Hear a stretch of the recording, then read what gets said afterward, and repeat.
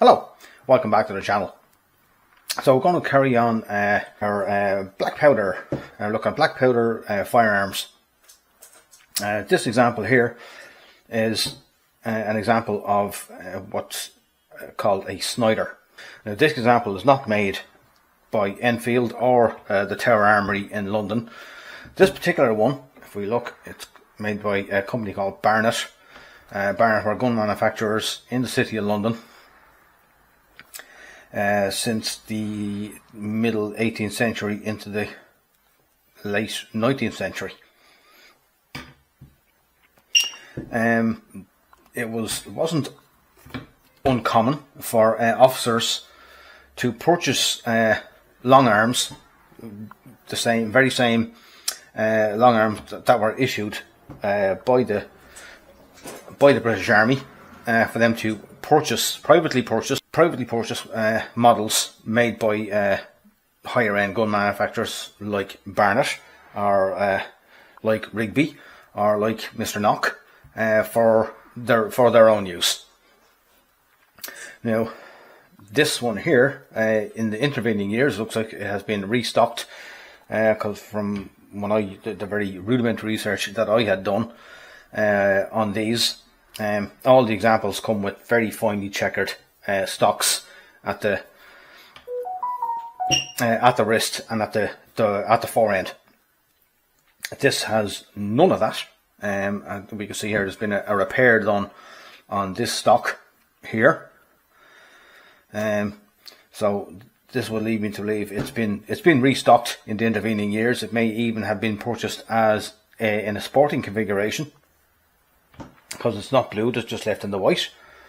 The barrel band's also in the white, and the rear sight, which should really have a notch at the front if you're going to elevate it up onto the ramps here.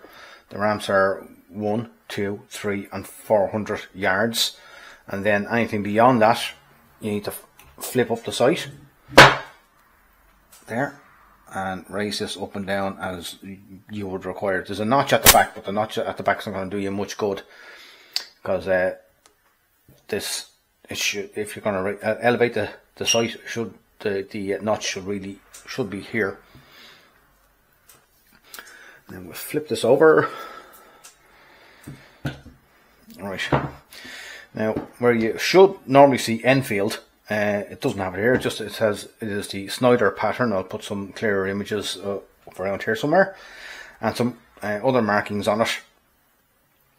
Now this is deactivated. It's got no firing pin or anything, and makes no difference anyway, because it's ammunition for this has long since gone out of circulation.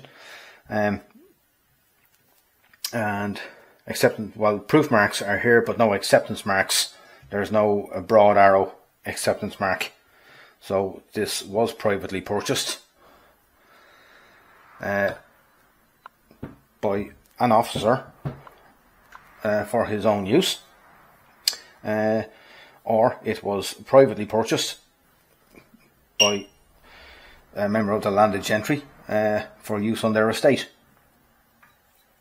It's chambered in .577, which is the same chambering that the previous pattern 1853s and 1860s and 61s were chambered in. So it's now breech loading. Your cartridge would drop in here, close it up, bring it to full cock, and then fire. So this was an example of a converted muzzle loader. It would have been converted from the 1861 Enfield short rifle into the Snider 2-band short rifle.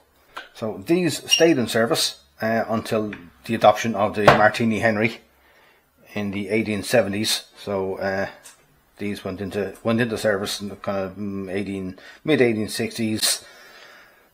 I don't think that they were intended to stay in service for that long. They were just a stopgap measure until a breech loading rifle was adopted, a purpose-built breech loading rifle. This is not a purpose-built breech loading rifle, it's just a conversion from the muzzle loaders. So thank you very much for watching this. I hope you liked it. Please like, please subscribe.